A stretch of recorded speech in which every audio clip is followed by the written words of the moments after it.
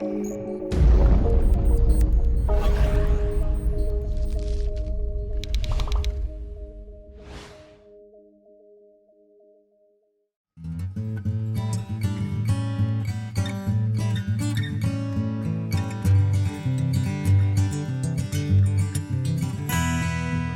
Assalamu alaikum, ladies and gentlemen. Once again, a very warm welcome to the opening session of A World of Tomorrow. This is the last segment of the opening session, after which the event is open to the public. Even though he's left, I'd like to extend a very special thanks to our chief guest, Mr. Sartaj Aziz, for having joined us today. I'm also very thankful to Ms. Leslie Hazelton, our keynote speaker, for joining us all the way from Seattle. Ladies and gentlemen, that was a very powerful and a soulful talk, and I hope that we'll have an opportunity to maybe delve into it a bit later on. So, without further ado, I'm just going to get into this discussion. As Sidra mentioned earlier, we're going to be talking about the 5 key dimensions of the conference, which you've all heard a few times now, so I shall not repeat them.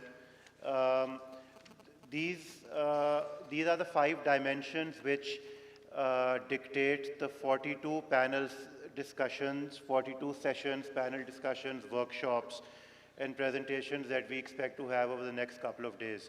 So we have broadly divided the different sessions, the workshops, the panel discussions into these 5 dimensions. I'd also like to thank this panel once again for having joined me. It's a tremendous honor for me to have all of you here with me today. And I will just quickly introduce my panelists before I request them to make an opening statement. In their opening statements, they'll be briefly introducing one dimension of the conference.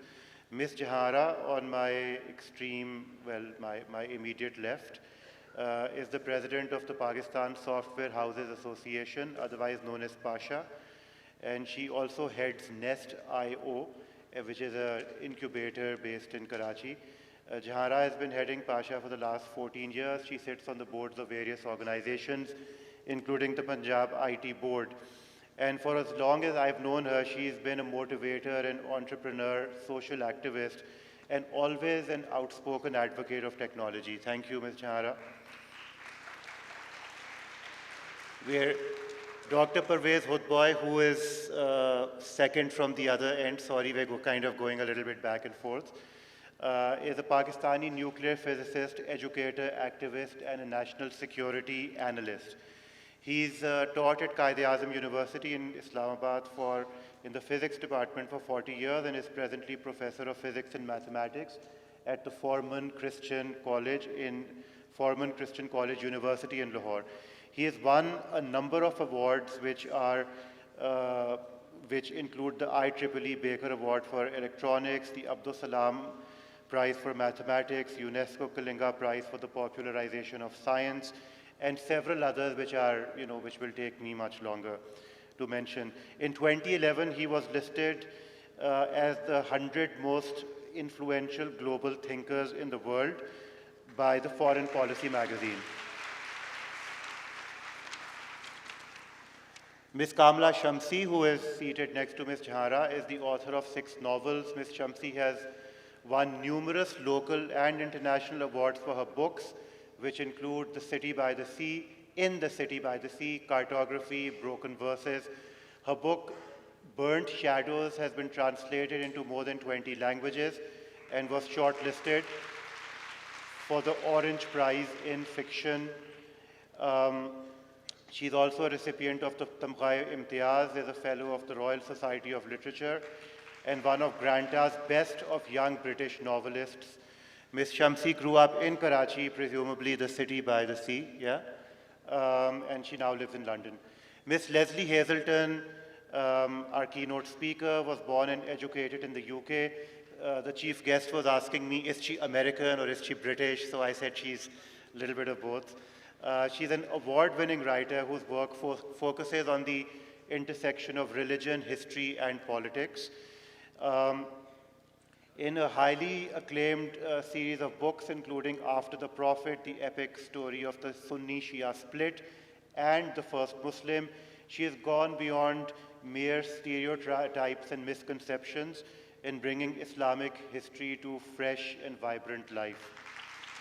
Thank you, Ms. Hazelton. Her many honors include the Stranger's Genius Award in Literature, the PEN USA Award, the Washington State Book Award, and she currently lives in Seattle, Washington, and her president is Donald Trump. Dr. Lawrence Burke, last but certainly not least, is the Education Director for Beacon House School System. Before he took on his role with Beacon House, Dr. Burke was teaching undergraduate and postgraduate courses in the United Arab Emirates. He's held senior posts at international schools in a number of countries. Dr. Burke has researched, written, and studied on a wide number of topics, all related to 21st century learning. One of his areas of interest is values-based education, along with teaching and learning in a digital age. He is a New Zealander who presently lives in Lahore. I would also like to mention that Dr. Burke is responsible for the concept paper which the conference is based on. Thank you, Dr. Burke, for having joined us.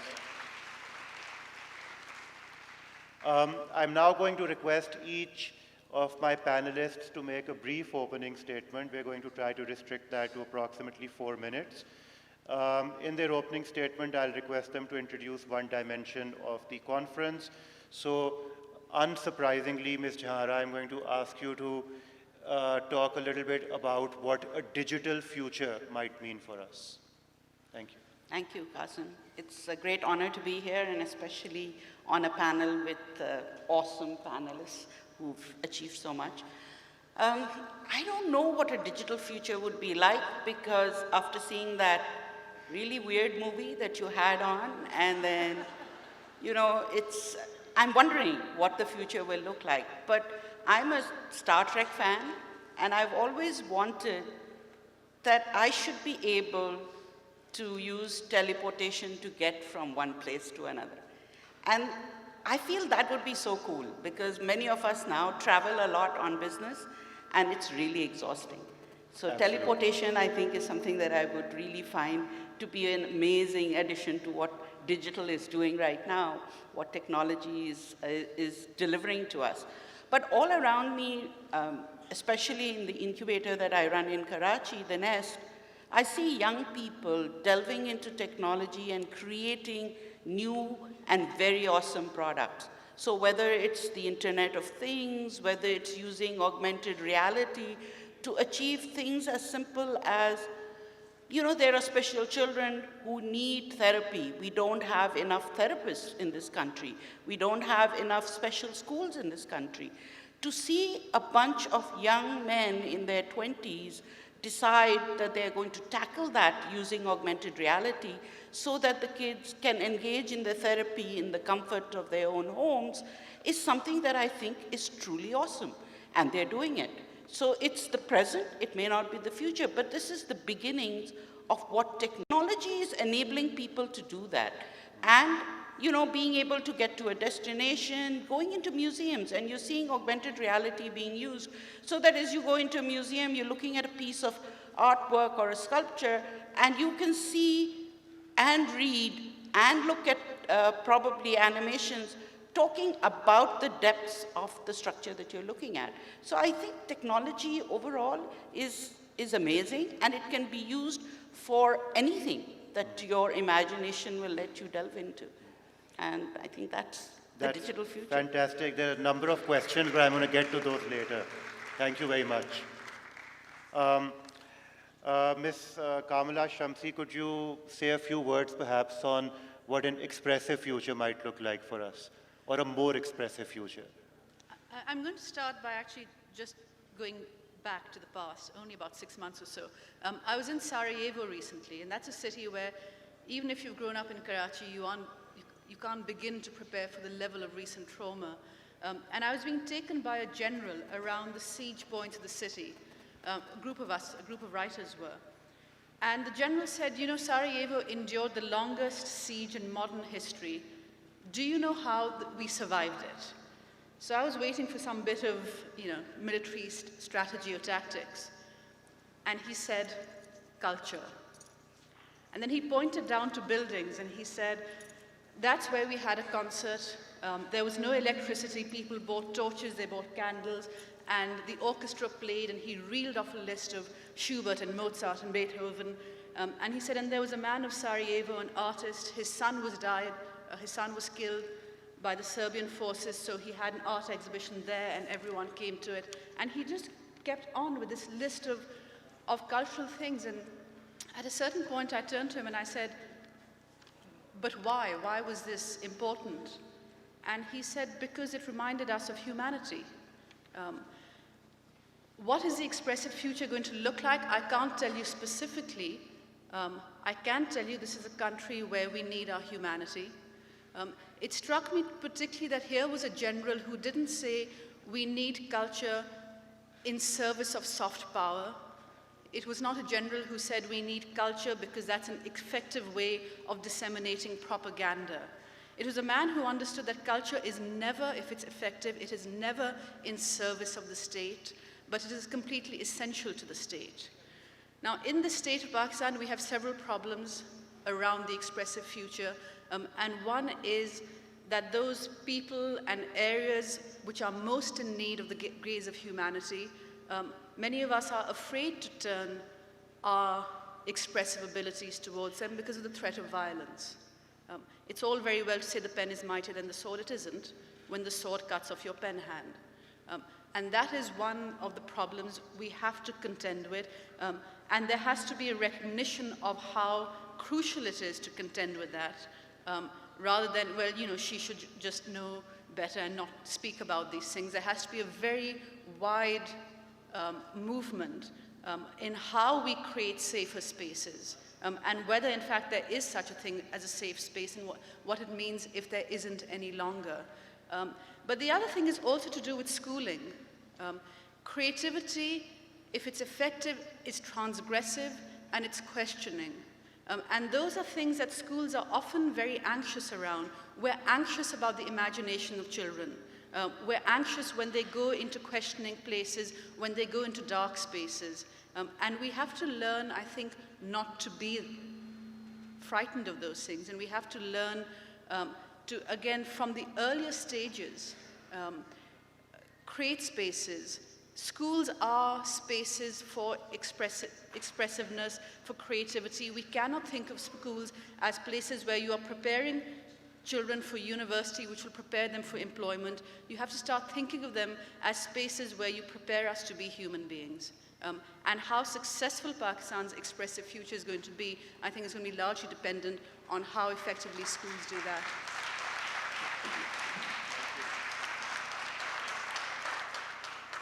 Clearly, the audience agrees with you, it seems.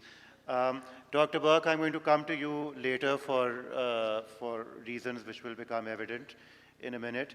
I'd like to request Dr. Parvez Hudboy to talk a little bit about what a balanced future might look like.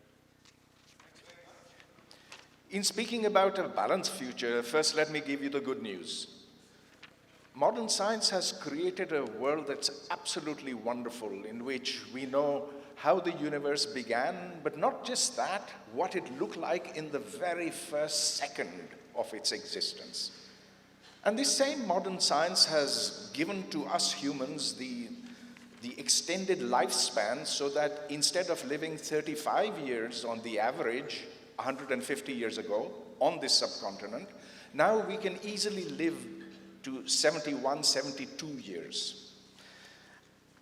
So that's the good part. Now, at the same point, I have to tell you that modern science has created for us problems that it is going to find very hard to solve.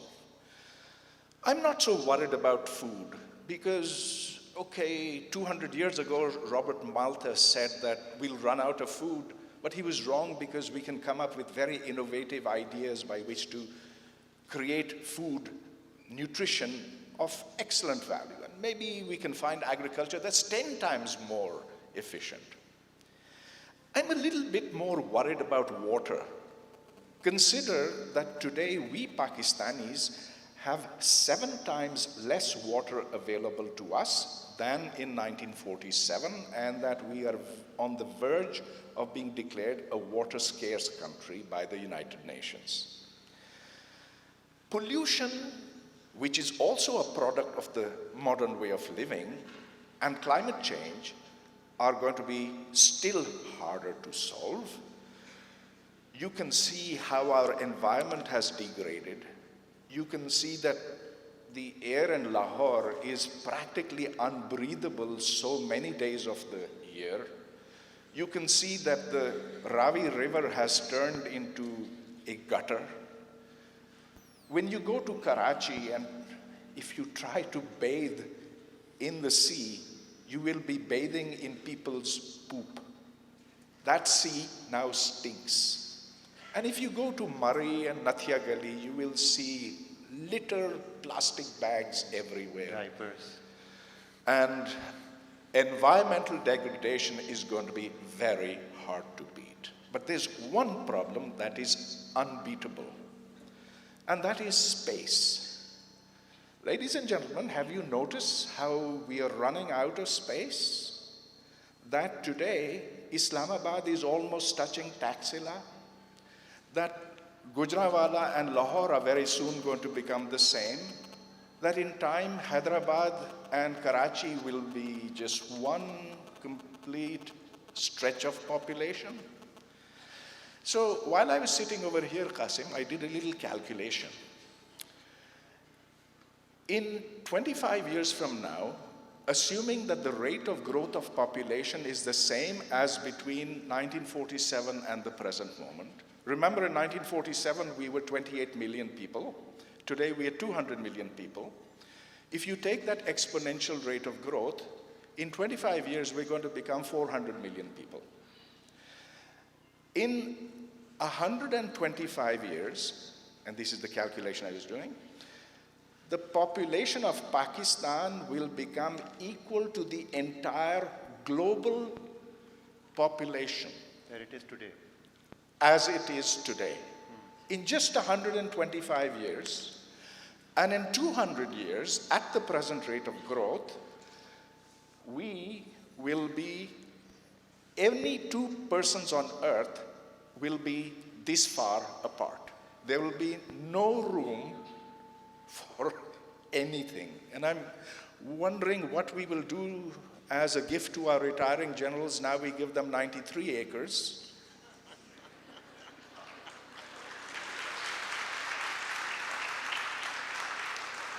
Later, we will not be able to give them even 93 square feet. Can we get out of this? Can we stop this? I think we can. But first, we have to tell people, if they don't know, how babies are made. And then tell them how babies can be prevented from being made.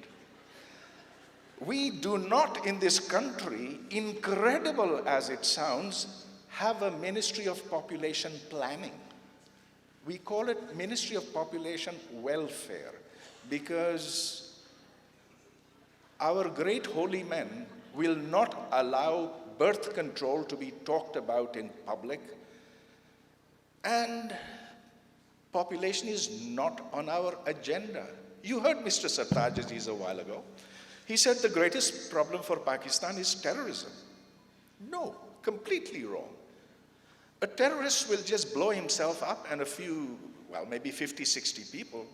What we have is a population bomb that's actually started exploding. Wow. That's almost as bleak as that World of Tomorrow film that we saw. Miss Leslie Hazelton, may I request you to tell us a little bit about your vision for an inclusive future?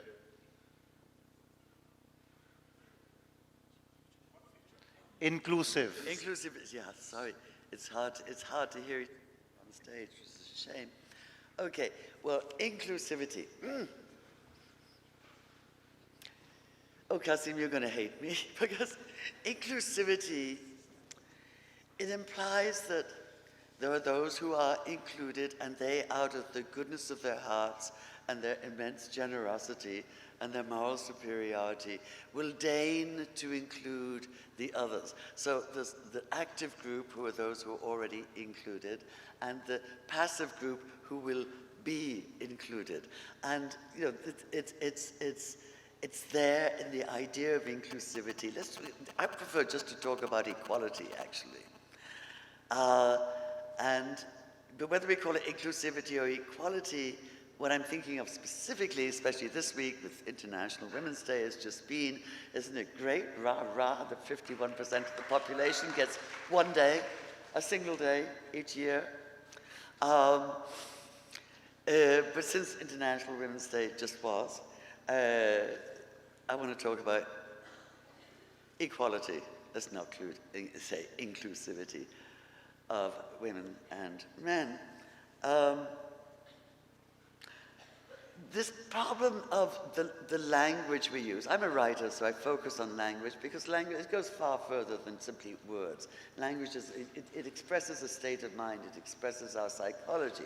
Like when we talk about inclusivity, you know, yes, you know, we're the Muslim majority, but out of the goodness of our hearts, we will include Christians, or we will include, we're the Sunni majority, we will include the Shia, we know that we're a white majority, we'll do you a favor if you're black, we'll include you, and so on. No, no, no, no, do us no favors, right? Let's make it about equality.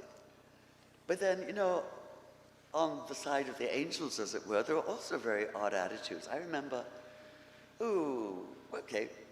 some years back, going into a very liberal, well-known, radical bookstore in Camden Town in London, and I was looking for a novel by, I've forgotten which writer, it was a woman writer, let's say it was Margaret Atwood. And I go to the fiction shelves and there's no Atwood. Like, this is really weird. No Margaret Atwood? And you call yourself a self-respecting independent bookstore? So I go up to the counter and I say, how come you've got no Margaret Atwood? And they say, oh, she'll be in women's fiction in the back. And sure enough, the whole of the back wall was covered with women's fiction, which they had defined as any book written by a woman.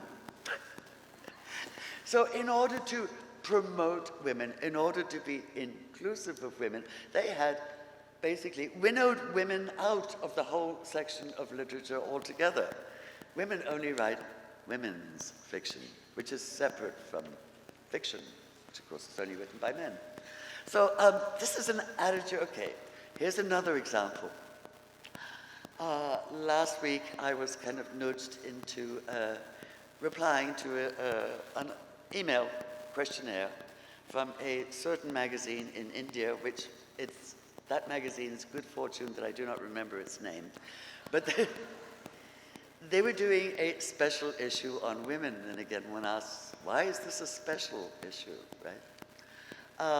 But the editor really, really wanted me to answer, wanted to do a Q&A with me. I said, okay, finally I said, okay. But, you know, just a few questions, and please, you know, understand I will only answer them very briefly and very succinctly. He said, fine. I was quite polite and didn't point out that it was kind of odd that if you had a quote-unquote women's issue, that a man was editing it. He assured me that they had women from all over Asia and so on contributing to it, also from Africa, and he wanted to focus on women in what he called patriarchal societies, which, by the way, is a phrase that I haven't heard since somewhere around the 1980s, and the empowerment of women in developing countries.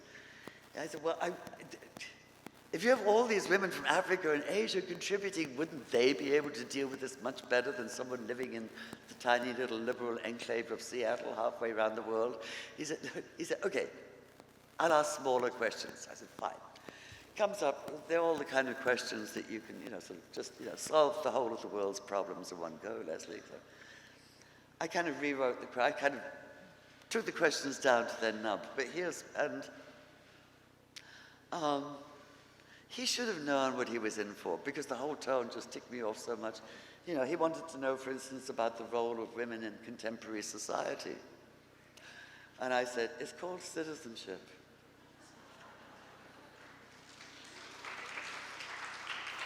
He wanted to know, what does it mean to be an empowered woman?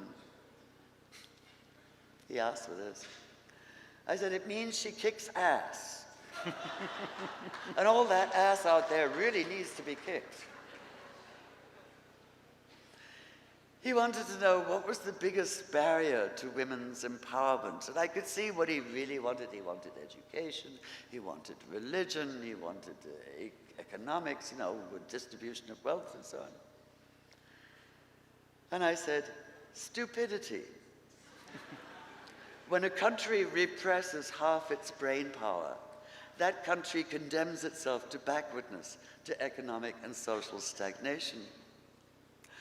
And I guess I read some of the, really weird one, Dancing Around Rape. It says something about women in war-torn countries and the danger they're in and so on. How can we protect them? It wasn't quite clear who the we was. Men? People living in other countries? Doesn't matter. So I said, well, when rape is used as a weapon of war, one good place to start might be in trying to make peace, you know. He wanted to know, are concerns about women's rights in the United States warranted after the huge women's marches against Trump? And I said, you mean you think the women were just being hysterical? The concerns are totally warranted. You know, the Republican war on women has gone into high gear and they will lose. But you see, what's behind all these questions is this, who is this we? What are the assumptions here?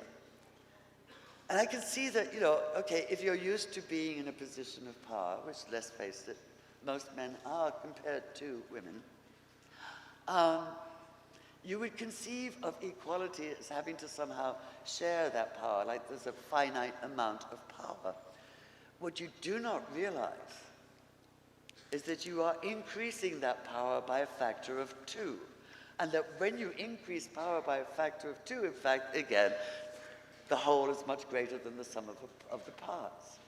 So it isn't a matter of power sharing. It isn't a matter of bringing women up, of allowing them to, of inviting them in, of including them. There it is again, isn't it? That third person plural. It's a matter of women standing up and demanding it. It's a matter of women standing up and taking it, insisting on their place, and so on. Just as a coda there, the most depressing part was that Kasim asked me, so did they run that interview, that Q&A? And I said, no, of course not. And what disturbed me was that, of course they didn't. Isn't that terrible? I must confess that there's some issue with this, with the stage, and I can't, it's a little bit hard to hear, ironically, on the stage. I hope that the audience can hear better. But I did catch the gist of what you said, you'll be glad to know.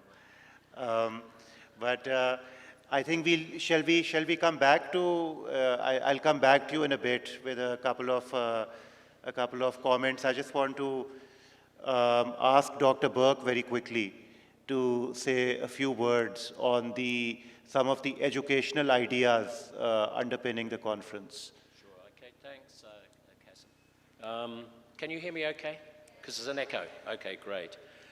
I just want to say first, Kasim, I remember that both you and I worked very, very closely on the concept paper, and we tweaked it significantly over a period of time, and with each of these series, each of these conferences, we've tweaked it more and more. What we were very keen to do was to look at education very, very generally, not specifically in schooling, yeah?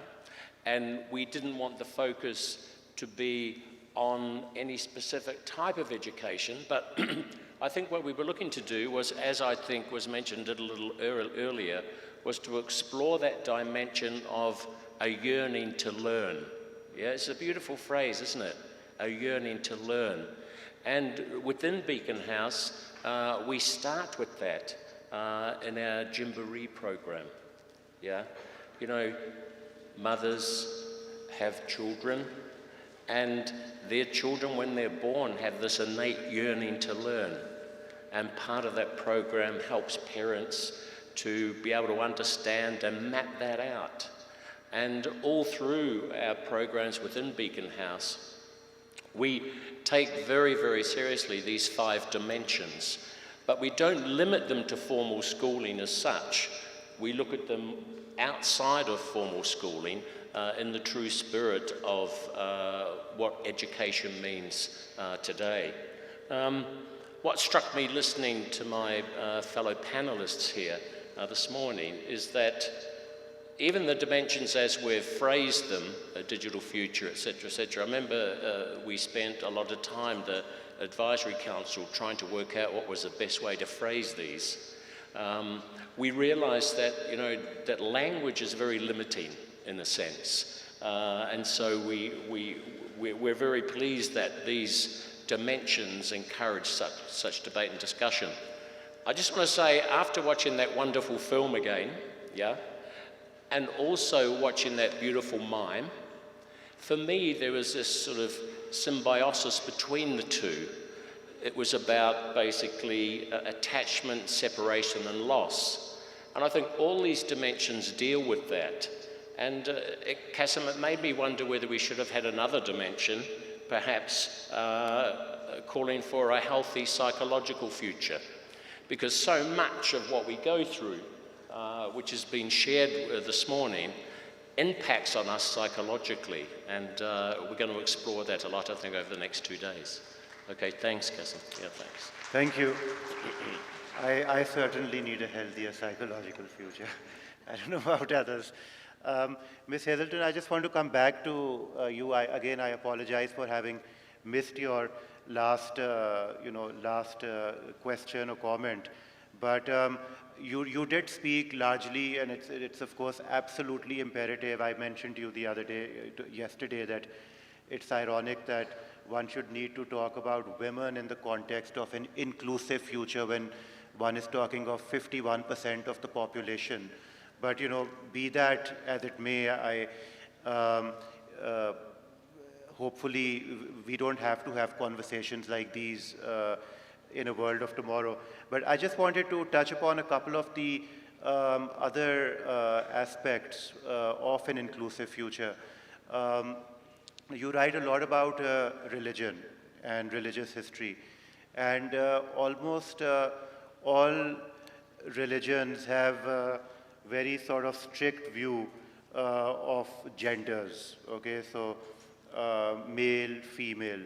Do you think that there will ever be a time when religion will recognize other aspects of gender or sexuality and include that in an inclusive future? Oops. In the States, they already are. There are, and in England too. Wait a minute. I'm trying to think. Isn't there a gay archbishop in England? One of the archbishops. I don't know, something. There's, but we're beginning to see much, much greater acceptance. He was kicked out. Okay. Of course. There it is. That of course again. I'm seeing gay churches, gay synagogues, not yet seeing gay mosques, though actually I know they do take place, but in private homes. Right? And I think it is slowly beginning to dawn among those who are religious and are part of religious communities that they are excluding at least 10 or 15% of the people they consider friends and co-religionists and so on. When you point out to them, you know, the sheer numbers, it's something between 10 and 15% of you here today in this church, in this mosque, in this synagogue are gay or bisexual or transgender. They look really shocked until they realize, oh my God, it's true. But the law of averages says it's true, so do we really want to do this to each other? Fundamentalists, of course, will, stick to the letter of gender law, or whatever that is.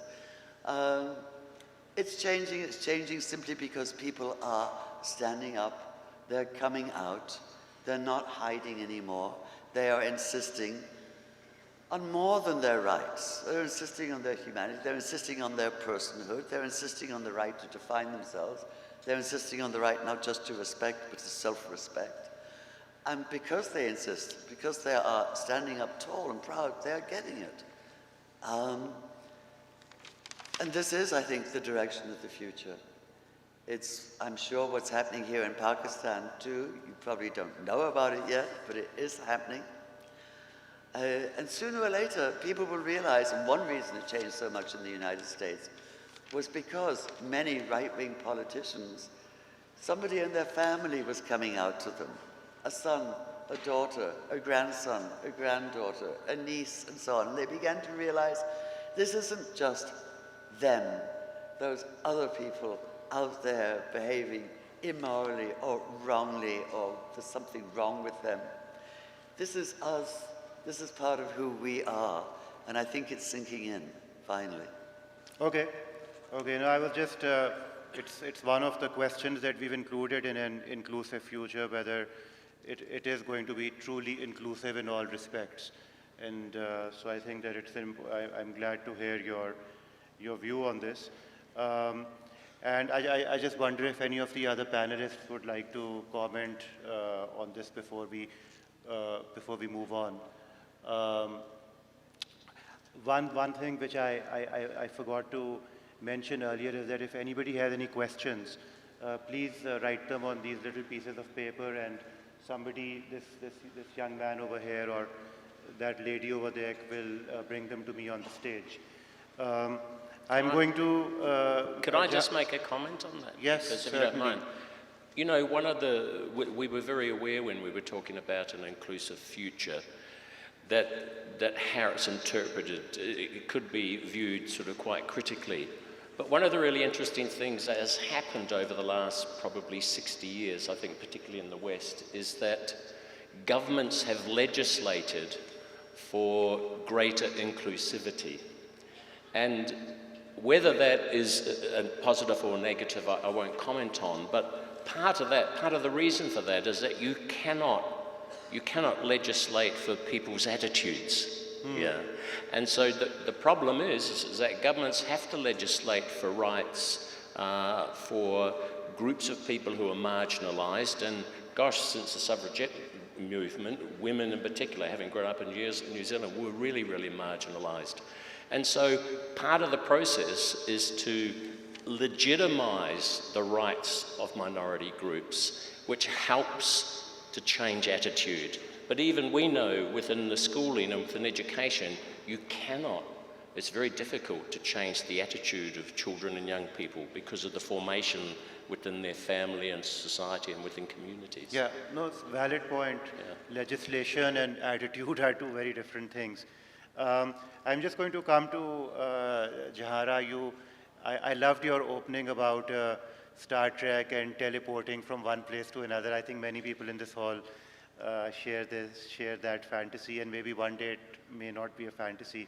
But I'm just wondering that, do you think that all these rapid advancements in technology, robotics, artificial intelligence might actually ever pose an existential threat to humans? So, Qasim, I think every new technology has ended up getting people to ask this question: is it going to? So, the printing press felt threatened when radio and television came into existence. When the internet came into existence, all the other mediums felt threatened. So, yeah, people are going to feel threatened, but I think it is humans who control technology. No matter how much you program a robot or, create things that are going to automate the way we live, it's still going to be human intelligence which is going to be behind all this. So I don't think, I mean, I don't know, I can't foresee it, but I don't think that we should be afraid of the advancement of technology. Yes, there are problems, because with large technology companies controlling a lot of data, you wonder whether they are going to control the world, right? Rather than governments, it's going to be the large tech organizations who have access to all this data, whether they're going to be in control. Also, the threats to privacy, the threat to security, because you don't know how much anybody knows about you, especially governments. I think the largest threat to an individual anywhere in the world comes from people who are in control, and that means the governments, the large tech companies, that means anyone who has a lot of access to data. But should that mean that we should not pursue technology? Should that mean we should go and live in a cave? No, I don't think so. I'm a great propagator of the use of technology for positive implementation, for positive growth, for efficiency.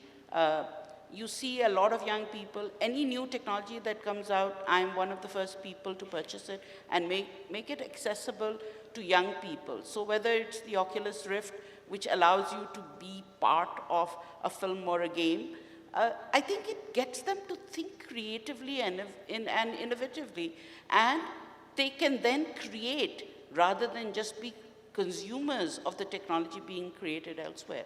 Thank you. So you truly don't believe that it's realistic ever that artificial intelligence or some kind of connected intelligence through the internet or outernet, as we saw in the movie, could actually take over the world and humans might become subservient? Well, if it does, maybe it's for the better. I mean, humans, there are many humans that I would like to see lose control of our world. So if, I don't know. I mean, it might be a better thing. What are we afraid of? Might be. Dr. Saab, any quick comment on this? You know, this is not just a matter of sci-fi anymore. It's very much around the corner that very soon we're going to have not semi-autonomous weapon systems, but actually autonomous weapon systems. Now, I'm part of the UN Advisory Board on Disarmament Affairs, and this January, we spent 4 days discussing this issue, that in less than 20 years from now, we're going to have killer robots programmed using artificial intelligence, each of which can find its own target and make the decision whether to kill or not kill. And I'll give you a specific scenario for this. Imagine a drone flying over Islamabad. It releases little drones which are about the size of a sparrow, maybe 1,000 of them. Those 1,000 drones fly around the city searching for particular individuals who can be recognized by their biosignatures, and they can then on the spot make the decision whether to kill or not kill. Wow. This is not something that is in the science fiction books. This is just around the corner. And it's not just the United States which is developing this, or Israel, but also China and India. What can we do? What can the UN do? Answer is, you'll have to wait for the next meeting where we'll discuss the same things over again. So I wanted to add something. So I think a question of ethics also comes into this. When we are creating technology, for instance, the self-driving cars. So I was with a group of technologists yesterday, and they were saying, you know, there's a lot of debate regarding whether when we program these self-driving cars, there's a scenario where there are two cyclists that a car is trying to avoid. One cyclist has a helmet on, another cyclist doesn't.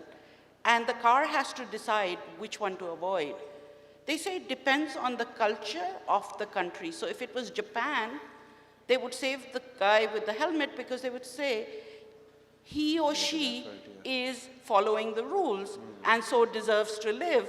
whereas the guy with the helmet doesn't.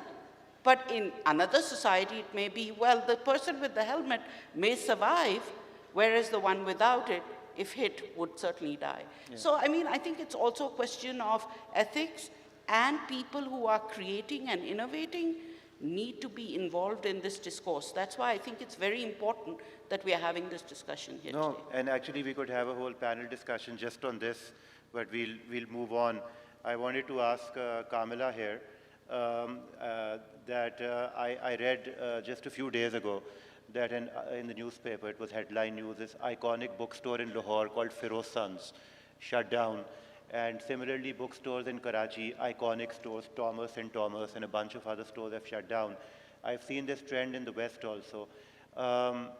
So it seems that people are buying books less than they used to in the past, or maybe they're buying them online, but I think it might be a bit of both. But what does this mean for writers and for society? Well, I think one of the things you've seen, so in England, you had all the independent bookstores, they were in decline. And then a man called James Dawn took charge of Waterstones, which is the biggest chain. And last year, for the first time, they showed a profit. And he said, well, it was quite simple.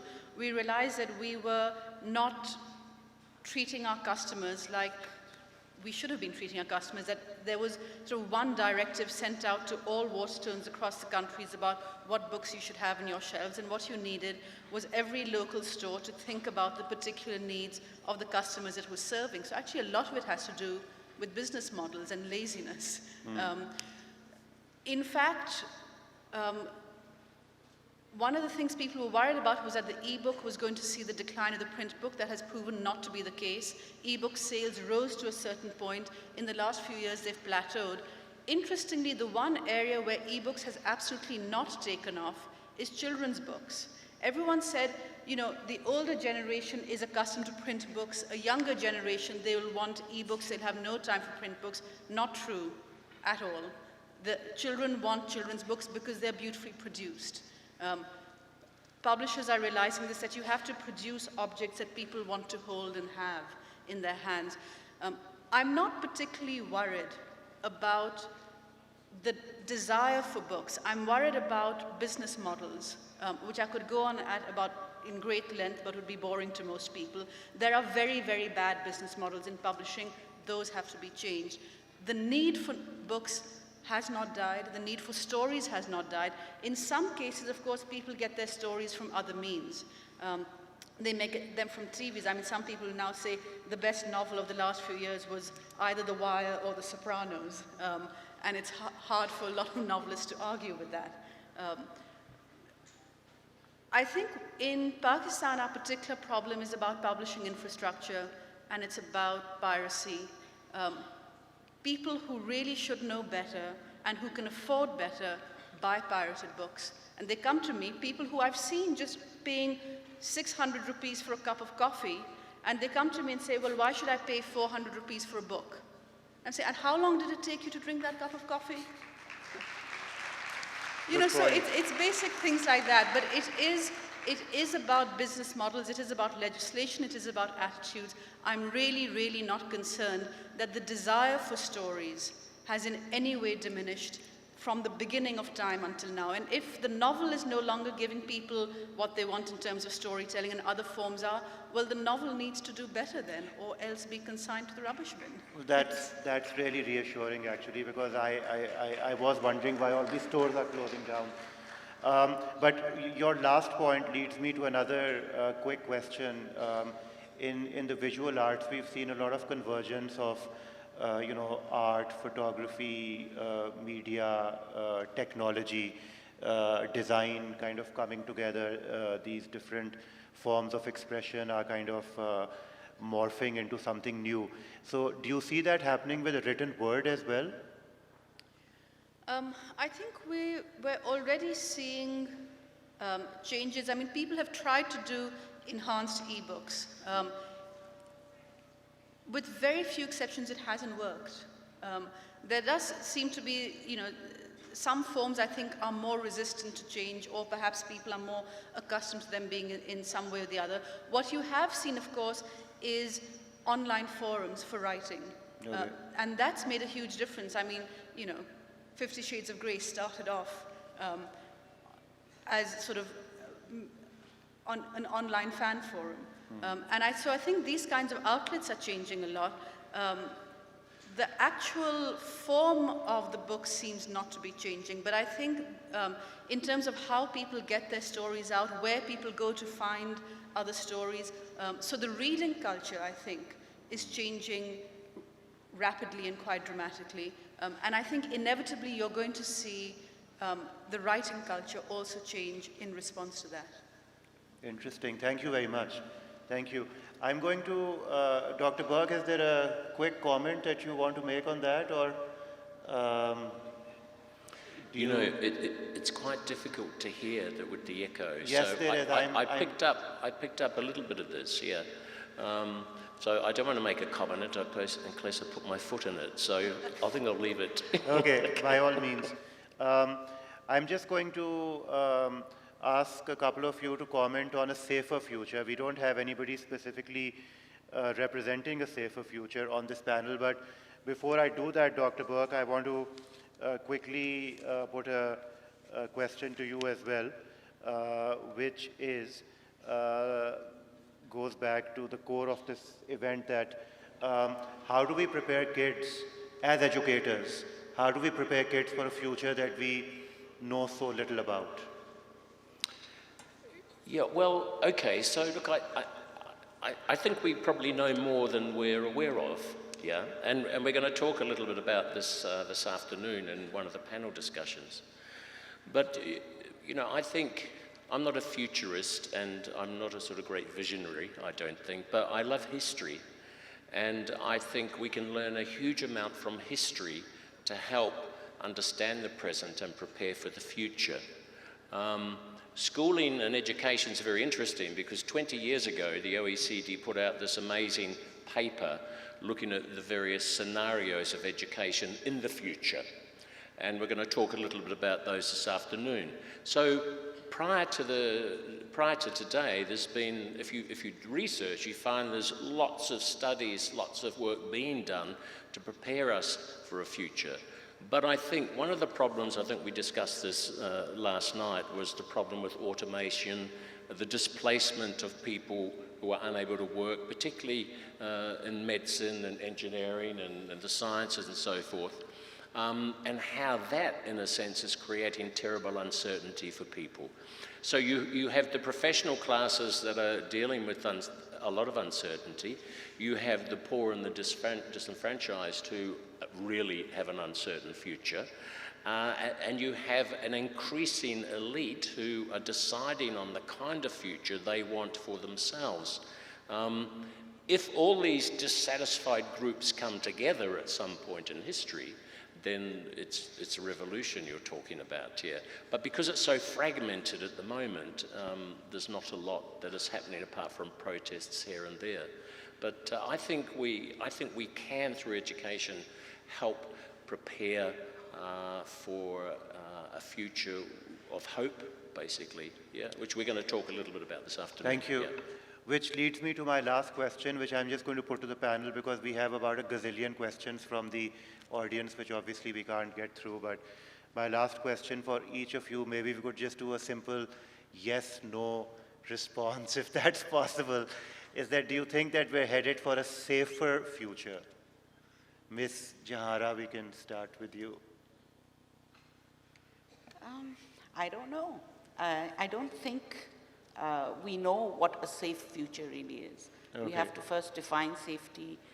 Are we trying to be safe from perhaps, you know, the massive information that's coming at us, whether it's violence that we're trying to protect ourselves from, whether it is our children that we're protecting.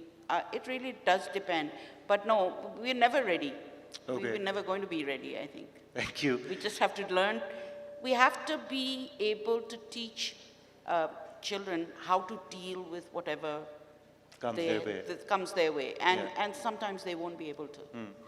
So, Ms. Shamsi, what is your view? Do you think that we can expect a safer future? No. Okay. Thank you for following the guest. Maybe far down the line, but not in the immediate future is about as awful as it's been in a very long time. Okay. Dr. Burke? No. And I thought the point you made was, you're highlighting, automated weapons and autonomous weapons, so it's very scary. And you can't protect children from, once they start growing up, from certain things, as that beautiful mime showed us, didn't it? Yeah, so, parents, fathers and mothers raise the children and have to go out and experience life, and it's not always safe, even though we try to protect them. But I think it's a little bleak presently. It's a little bleak. Yeah. Dr. Hudboy? Well, I'm tempted to say no and end it at that, but I would recommend a book at this point, The Better Angels of Our Nature. I was talking about that. Yes. I was going to bring that up. Good, so we think alike. It's called The Better Angels of Our Nature by Steven Pinker, who's a professor of neuroscience at Harvard. And Pinker tells us actually that we live in a much more peaceful world today than earlier. And this tells us that if we are cognizant of the dangers that exist, and if we exercise rationality, then we can hope for a better future. So I'm not giving up. Yeah. Thank you. I think we were all hoping you'd say that. Same Miss here. Hazelton. Same here. It's worth looking. It's really worth reading that book. I don't agree with a lot of his reasoning, but there's no denying the facts. And there's no denying that as a historian, I can look back, and as a woman, I can look back on the 1st century, or the 7th century, or the 9th century BC and say, thank God I live in the 21st century. The difference is, it feels unsafer. We already have a safer future. It's here. We are safer now than we ever have been in history. And I'm including the Holocaust. I speak as a Jew, including the Holocaust and so on. The problem is, and the reason it feels less safe, are two reasons. First of all, the nature of terrorism, which is not actually to kill people, it's to terrify everybody they don't kill. And they're very successful in that. Secondly, we know now. I can sit halfway around the world and read all about the attack on the shrine here in Pakistan, on the Shia shrine, or the attack on the police in Lahore. I'm halfway around the world. I know what's happening. There's so much information coming in, and what happens is that we follow the TV news adage. You know what that is? The editor of the TV news. The adage is, rule number 1 is flames lead. So if there's flames, or if there's death, or if there's violence, that leads the news, and that's what grabs our attention. So we become not just news junkies, but basically disaster junkies. And we focus on this. I mean, I have wonderful liberal friends who torture themselves by watching Fox News. I say, why do you do that? Why do that to yourself, right? Or who insist on listening every time Trump opens his mouth, or every time he, tweets something. Why? Why are you doing this to yourselves? So it's easy to imagine that we are in great danger. We are in great danger in this respect, and that is that the current occupant of the White House is a man who is totally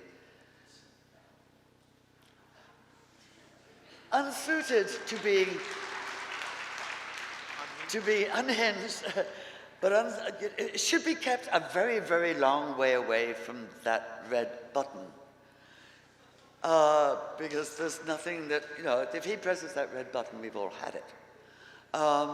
That is the main, really, the chief threat, I think.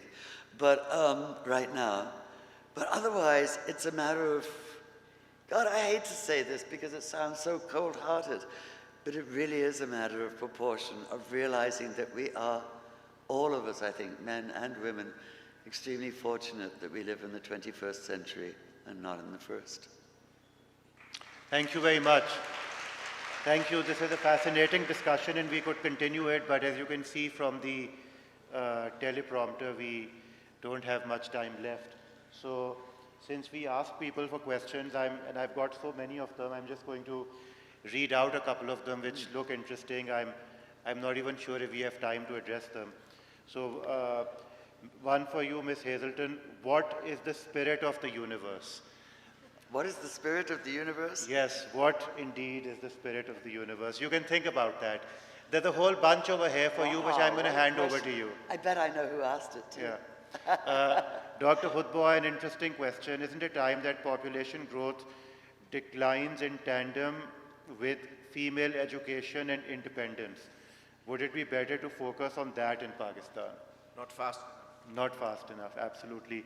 For the head of Pasha, the negative effects of technology in daily life, such as cyberbullying, are slowly surfacing as major issues, and we need to deal with that. This is actually from a student, so I thought I must read it out. There are a whole lot of other questions I have over here. Dr. Burke, you stated including a psychological future. I completely agree. Please don't understand that as there are doctors for issues with the body, but if the mind gets sick, there aren't too many doctors. But our society, okay, shuts down. Sorry, handwriting. Why are all religions weighed in favor of men?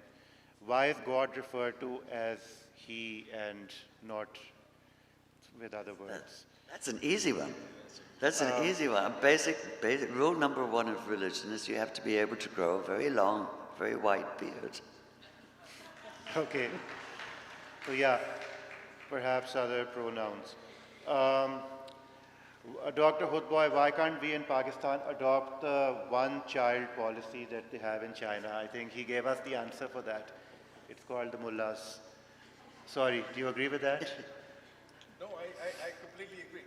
Adopt it. Okay, okay. He's saying we must adopt it forthwith. Thank you for coming to Pakistan, Ms. Hazelton. What made you interested in looking at Islamic history? You can think about that while I'm looking for other questions. It's not about humans controlling technology. There will be robots that will make other robots, and their minds will be very different.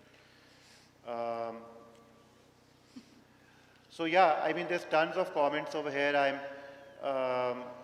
I'm grateful to all of you for your feedback, and I promise you that I will give the relevant comments to the relevant panelists. But we are now a couple of minutes behind schedule. Somebody has asked Ms. Hazelton, you said we're seeing gay congregation in churches and synagogues, but why not in mosques yet? Why is Islam so far behind the curve on this? Got a few centuries to catch up. So yeah, you can think about that. Ms. Hazelton, if we go deeper, even male and female are irrelevant.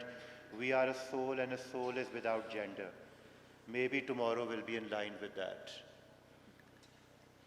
So yeah, tons of other interesting stuff here, guys. The panelists are here for the next couple of days. I hope that you'll have an opportunity to meet them and to share your thoughts and ideas. This computer here is screaming time up, so I'm the monitor, so I'm just going to wrap up now. So please do try to get hold of them. And they're all big fans of selfies. I hope to see some of you over the next couple of days. I hope that we've managed to explain some of the dimensions behind the conference, or rather some of the dimensions that, that the conference is all about. And if you look at the program, which you can see either on the website or the mobile app, you'll see that there are about 40 panel discussions similar to this one over the next 2 days at the Park China Friendship Center. And I hope that you'll be able to attend some of them. So with this, ladies and gentlemen, I want to take this opportunity once again to thank you all for being here today. Thanks for joining us, and I wish you all, a really exciting 2 days. And thank you very much to my panelists for having joined me.